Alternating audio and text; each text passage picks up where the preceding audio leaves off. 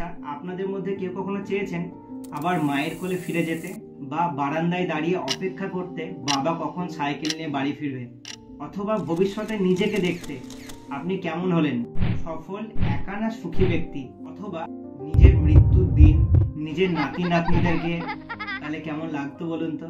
এই time travel বিজ্ঞানের এক জটিল বিষয়। আজকে আমরা জানবো এই অসম্ভবকে কতটা সম্ভব করেছে আমাদের প্রযুক্তিগত বিজ্ঞান। সময় আসলে কি বলুন তো? আমরা সময়কে লাইনিয়ার হিসাবে দেখি, অতীত, বর্তমান, ভবিষ্যৎ। কিন্তু বিজ্ঞান বলে সময় একটা মাত্রা, একে ঘূর্ণন বা ভাঁজ করাও যায়। এটাই আপেক্ষিক তত্ত্বের মজা।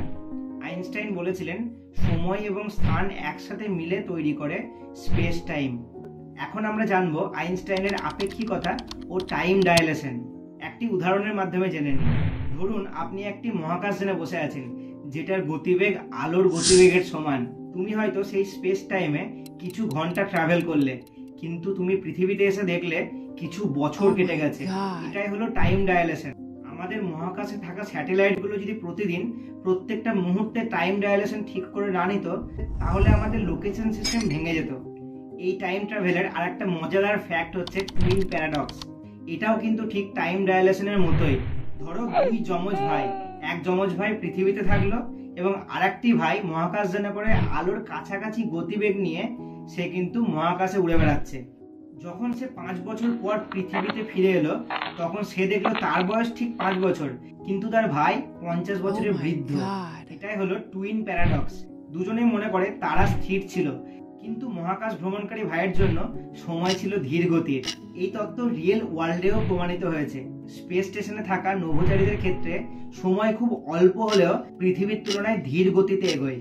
এই টাইম ট্রাভেলের আরেকটা মজাদার পার্ট হলো ওয়ার্ম হোল, অর্থাৎ মহাকাশের শর্টকাট। ধরো তুমি দুটো শহরের মাঝখানে একটা টানেল কেটে দিলে, সোজা শর্টকাট, তোমাকে আর ঘুরে ঘুরে কিন্তু সেই শহরে যেতে হচ্ছে না। এইভাবেই ওয়ার্ম হোল হলো স্পেস টাইমের একটি শর্টকাট পথ, যা আমাদেরকে এক জায়গা থেকে অন্য জায়গা, এমনকি এক সময় থেকে অন্য সময়েও নিয়ে যেতে পারে। এই ধারণা প্রথম আসে আইনস্টাইন রোজেন ব্রিজ থিওরি থেকে। তবে একটি সমস্যা হচ্ছে এই পথ স্থিতিশীল নয়, প্রচুর পরিমাণে শক্তি লাগে এই ওয়ার্ম হোলকে খোলা রাখতে। তবে থিওরিটিক্যালি টাইম ট্রাভেল এই ওয়ার্ম হোলের মাধ্যমেই কিন্তু সম্ভব।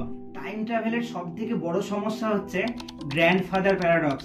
হয়তো অনেকে নাম শুনেছো।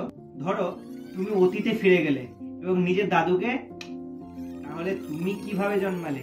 অতীতে গিয়ে তুমি যদি কোনো কিছু পরিবর্তন করো, তাহলে বর্তমানেও তো বদলে যাবে। তুমি যদি অতীতে গিয়ে নিজের দাদুকেই ভ্যানিশ করে দাও, তাহলে তুমি জন্মালেই বা কি করে, আর টাইম ট্রাভেল করে গেলই বা কে?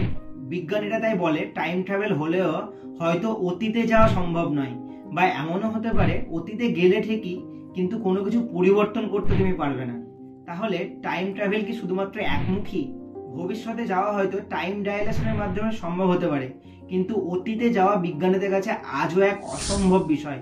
টাইম ট্রাভেল এখনো কল্পনা, কিন্তু আপেক্ষিকতা ও কোয়ান্টাম ফিজিক্স বলে এটা কিন্তু একেবারে অসম্ভব নয়।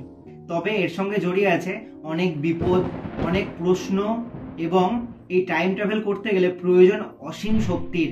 তাই প্রশ্ন থেকেই যায়, ধরো ভবিষ্যতে যদি টাইম মেশিন তৈরি হয়ে যায়, তাহলে কি কোনো ভবিষ্যতের মানুষ আমাদেরকে এখনই দেখছে? আর তুমি যদি টাইম ট্রাভেল করতেই পারতে, তাহলে কোথায় যেতে, অতীতে না ভবিষ্যতে? কমেন্টে জানাতে কিন্তু ভুলো না। আর ভিডিওটি কেমন লাগলো অবশ্যই জানিও। এইরকম আরো অজানাকে জানার জন্য ফলো করো কথাপটকে।